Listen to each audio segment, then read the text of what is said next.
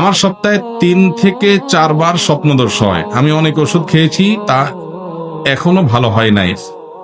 দেখেন, সপ্তাহে 3 বার 4 বার বা আরো বেশি স্বপ্নদোষ হওয়া, এটা বেশিরভাগ ক্ষেত্রে শারীরিক রোগ, দুর্বলতার কারণে হয়, অন্য কোনো সমস্যার কারণে হয়। আপনি, আমার মনে হয়, ভালো ডাক্তার দেখানো দরকার। কোনো ডাক্তার ট্রিটমেন্টে কাজ না হলে ডাক্তার চেঞ্জ করেন আপনি। আশা করা যায় ইনশাআল্লাহ এটা সমাধান হবে। কখনো কখনো এটা শয়তানের কারণে হয়, অনেক সময় এটা শয়তানের কারণে হয়। সেজন্য সুন্নাহসম্মত শোয়ার যে সুন্নাহ আমলগুলো আছে সেগুলো আমাদের করতে হবে। শোয়ার সময় উজু করে শোয়া, ডান কাত হয়ে শোয়া, কিছু রুকিয়া আছে, রুকিয়াগুলো বেশ ফলপ্রসূ হয়, সেগুলো আমরা আমল করতে পারি।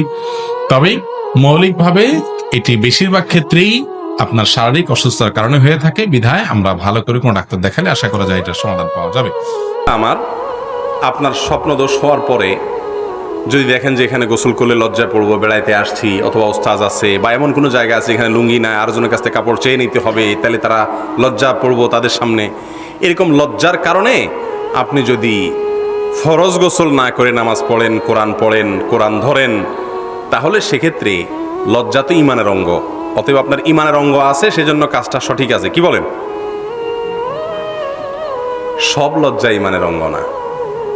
কিছু কিছু লজ্জা আছে শয়তানির অঙ্গ, কিছু কিছু লজ্জা আছে কিসের অঙ্গ? শয়তানির অঙ্গ। এই লজ্জাটা শয়তানির অঙ্গ। যেই লজ্জা আল্লাহর বিধান থেকে দূরে সরায় দেয়, এই লজ্জা শয়তান সৃষ্টি করে। এই লজ্জা কে সৃষ্টি করে? শয়তান সৃষ্টি করে। সত্য এবং হক কথা বলা এবং কাজ করার ব্যাপারে যদি লজ্জা হয়, তাহলে বুঝতে হবে এই লজ্জা শয়তান সৃষ্টি করতেছে। বিধায় এখানে ইমানের পরীক্ষা যে নাকি ফরজ গোসল করবো, খবরদার কোন তোয়াক্কা করা। ফরজ সালাত তো এমন একটা বিষয়, বা আল্লাহর এই নির্দেশটা এমন একটা বিষয়, এটা পালন করতে গিয়ে যা ইচ্ছা তা, মানে প্রয়োজনে যত নিজেকে আপনার হাসির পাত্র হোক না কেন, আপনাকে সেই জায়গায় নিয়ে হলেও করতে হবে। কথার কথা, কারো সালাত ফরজ হয়েছে, কাপড় নষ্ট হয়ে গেছে, বড় একটা গামছা আছে সাথে, তো লুঙ্গি খুলে বা প্যান্ট খুলে পায়জামা খুলে ওই গামছা পরে সালাত আদায় করে ফেলবে, তারপরও তাকে করতে হবে। ঠিক না বে ঠিক?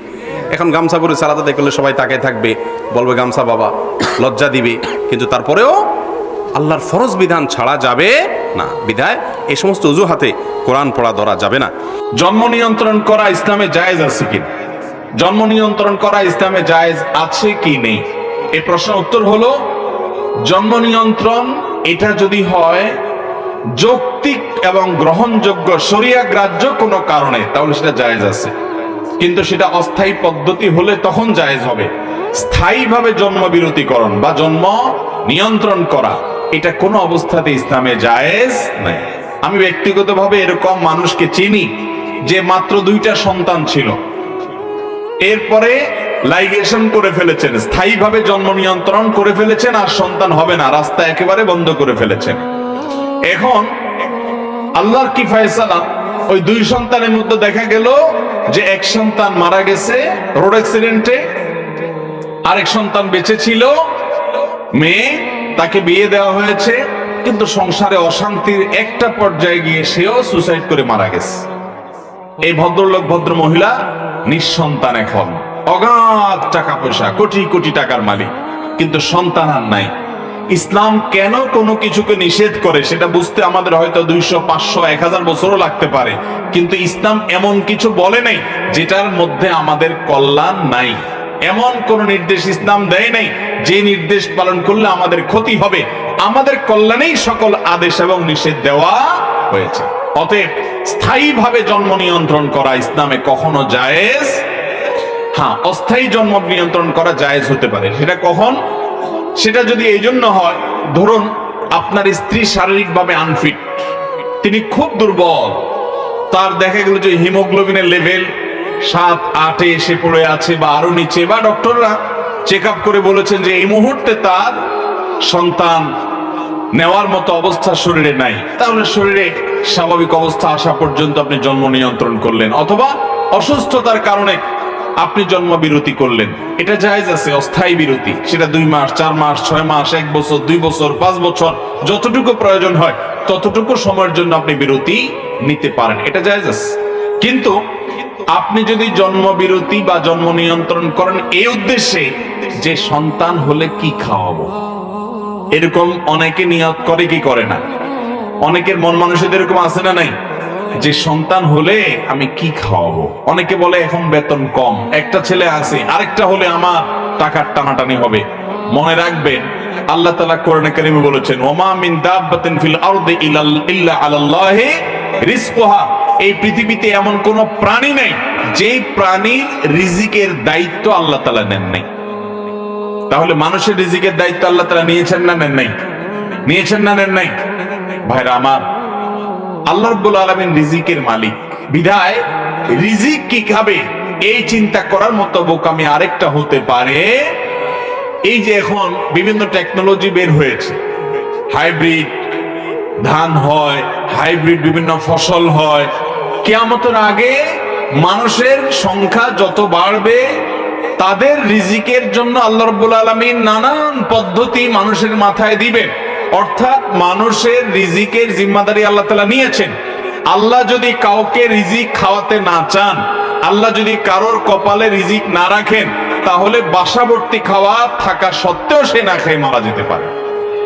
ঠিক না ভাই? ঠিক ভাইরা আমার, সেই জন্য ইমানদার কখনো রিজিকের ভয়ে জন্ম নিয়ন্ত্রণ করতে পারে। আল্লাহ বলেছেন, লা তাকতুলু আওলাদাকুম খাশিয়াতা ইমলাক। সন্তানকে কি খাওয়াবা এই চিন্তা থেকে তোমরা সন্তান হত্যা করবে না। ভ্রূণ হত্যা আমাদের সমাজে ভয়াবহ একটা অপরাধ। ঘরে ঘরে দেখবেন ভ্রূণ হত্যা হয়। সন্তান মাতৃগর্ভে চলে আসছে, এখন কি করবে? ওষুধ দিয়ে, মেডিসিন দিয়ে সেটাকে ক্লিয়ার করা হচ্ছে, পরিষ্কার করা হচ্ছে, হত্যা করা হচ্ছে। এমনকি হার্টবিট চলে এসেছে। তারপর দেখা যাচ্ছে যে বিভিন্ন রকমের প্রক্রিয়ায় আপনার সেটাকে, গর্ভকে আপনার ক্লিন করা হচ্ছে, সন্তানকে হত্যা করা হচ্ছে। এগুলো ইসলামে কোন অবস্থাতে জায়েজ নাই। মানুষ এটা পৃথিবীতে বোঝা নয়, মানুষ বরং সম্পদ। চায়না, ইতালি, পৃথিবীর অনেক উন্নত দেশের দিকে আপনি তাকালে দেখবেন সেই সব দেশগুলোতে এখন আর মানুষের জন্মের হার সরকারি প্রণোদনা দিয়ে আর বৃদ্ধি করা যাচ্ছে না, স্বাভাবিকভাবে আনা যাচ্ছে না। কারণ একবার তাদেরকে ওই যে জন্ম নিয়ন্ত্রণ, বিবাহ বহির্ভূত সম্পর্ক, এগুলোকে তারা অ্যাপ্রিসিয়েট করে এগুলোকে প্রতিষ্ঠা করার কারণে এখন আর তারা জন্ম নিয়ন্ত্রণ, জন্মের হারকে স্বাভাবিক তারা করতে পারছে না। অতএব আল্লাহর বিধানের বাইরে গেলে পৃথিবীতে মানুষ কখনো শান্তি পেতে পারে। বিধায় ভাইরা আমার, জন্ম নিয়ন্ত্রণ অস্থায়ী পদ্ধতিতে জায়েজ হতে পারে যদি স্ত্রীর অসুস্থতা আছে।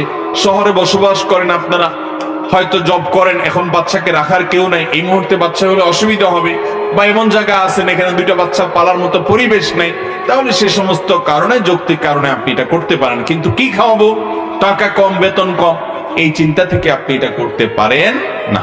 এটা আপনার বিশ্বাসের সাথে যায় না।